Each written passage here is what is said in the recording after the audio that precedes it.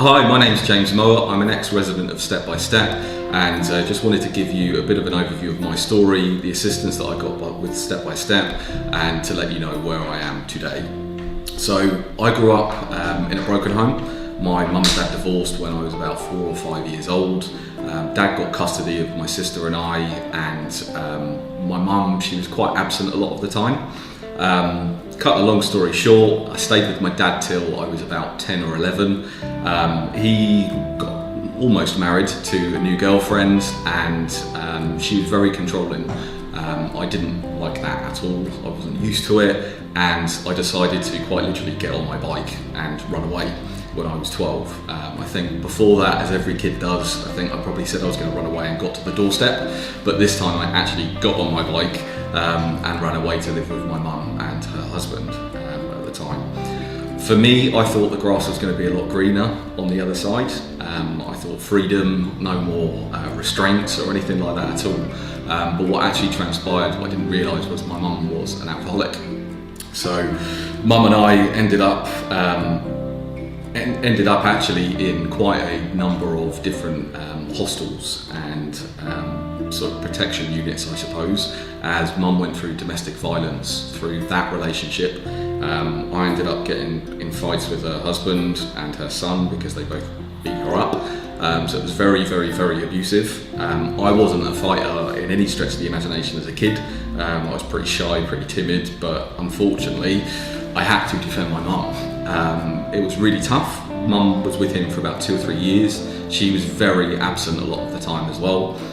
She'd quite often run away herself, disappear, and I would get a phone call saying that she's in Winchester in a women's protection unit or something along those lines.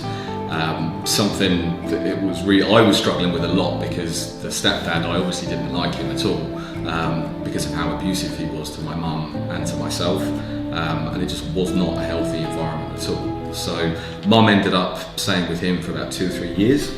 Her drinking progressively got. Mum and I, we left probably about 2 or 3 years into that very violent relationship that she was in, and we were effectively homeless, but were housed by the council in a protective accommodation for women and children in Aldershot as well.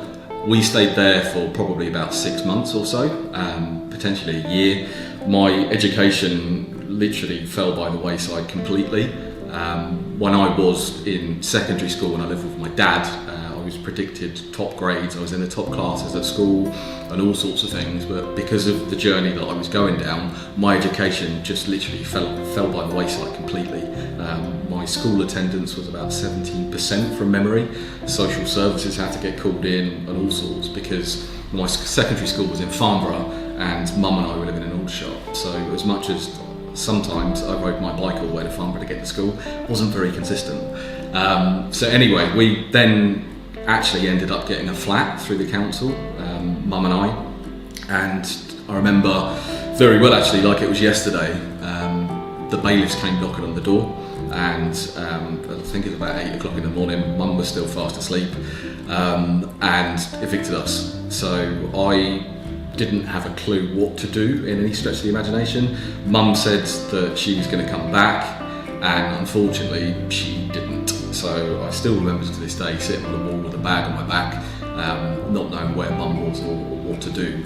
So I felt ashamed, I felt embarrassed, I felt scared. I think I felt every emotion physically possible during that period. Quite betrayed, quite hurt. I didn't want to phone my friends because I felt so embarrassed. So I ended up phoning my sister and my dad on a reverse charge call. Hadn't seen them for about 4 or 5 years because I wasn't actually allowed back in my dad's house because of his girlfriend since I ran away. It was literally the end of the driveway was where I could go. So plucked up the courage, called them. I think my dad from memory phoned social services, and they recommended Step by Step at the time, called Emmaus Projects, and they didn't have any space at that time. So I still remember to this day, Naomi, who was working here, she gave me a sleeping bag. I slept rough for a couple of days and slept on my dad's office floor. quite literally under his desk, smuggled me into his work for a couple of days, and then we got the phone call to say that there was a space at Step by Step. I was 16 at the time, so over half my lifetime ago, which makes me feel very old. But as I say, every single emotion possible I went through. I was angry, I was hurt, I felt betrayed, not only by my mum, but also my dad, from the situation that I was put into. I was pointing fingers at everybody in that sense because of how it made me feel. I went completely off the rails for a little period of time, doing drugs, nothing hardcore, but smoked a bit of weed and stuff like that to try and stop my mind really from spiralling. I then really had to take myself accountable, or hold myself accountable, because as I say, I was pointing fingers at everybody, my dad, my mum, etc., for the situation that I was put into. But I realised that it's actually my responsibility for how my future lies and what I actually go to achieve in my life. It's quite lucky that from a young age, Dad instilled a really, really good work ethic in me. Always did. We even, like cleaning the house and all that sort of stuff, as silly as it was, and I hated it back then, I pushed back many times, but it really instilled a strong work ethic in me. And that, along with the help that I got here from the key workers, the staff in Step by Step, really helped me build my confidence, because I was completely rock bottom. I didn't trust anybody, I didn't want help for a period of time. But as I say, when the penny dropped and I realised this is actually down to me and I have to take the help that I've got here, this is an amazing opportunity for me, I really did. And I ended up, funnily enough, I was signing on for a little while in the job centre for benefits because I didn't have any money. And then I ended up getting a job in the job centre, would you believe it? Which was a little bit awkward in some ways because I was signing on the people that I was living with. So there was a conflict of interest in some ways there. But that work really helped me gain confidence as well, because I was progressing myself, my confidence was growing, I was actually making a bit of an impact to some degree, and that was recognised in Step by Step. So I went through the different phases back then, or different steps, whereby I would move to a different accommodation which would have effectively lower rules, so you'd have more freedom, and that kept inspiring me because I had targets, I had goals, I had things to aim for, and my key worker would always sit and go through them with me as well, would track my progress, where I'm at, how I felt, and all that sort of stuff. At the beginning I really struggled with being open and talking about it. I think it was partly masculinity, which is silly, I've learned now, but I embraced that and opened up, and it really helped me grow. I can't even really put into words how much it did, from going from an angry, upset, emotional boy, which I was then. It really helped grow my confidence and actually start becoming a man at 16, 17 years old. And I progressed through, got my own studio flat with Step by Step, and then moved into, probably after about 6 months, into an actual flat as well, which was owned by Step, which that helped me gain a lot, even more confidence actually, because it was mine at the time, it was my space, and it really did help me to the nth degree in many ways. And I then actually got in a position where I had enough money to go and move out. I lived with a friend for probably about a year or something like that. We shared a bungalow in Fleet, which was absolutely brilliant. I graduated effectively from Step by Step. I then, as my confidence was improving, I then actually got a job in recruitment, working for a big international recruitment company. Stayed there for about 6 to 12 months. I didn't really think recruitment was my thing, but 13 years down the line, 14 years actually, down the line, I've now progressed up to being an associate director of the recruitment company Energy People that I very proudly work for now.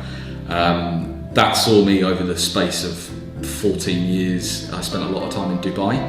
I travelled back and forth every 3 months or so for a week at a time on business development trips, which from someone 2 years before was sleeping on a park bench, I never ever thought that would be something that was possible, and something that drove me all the time.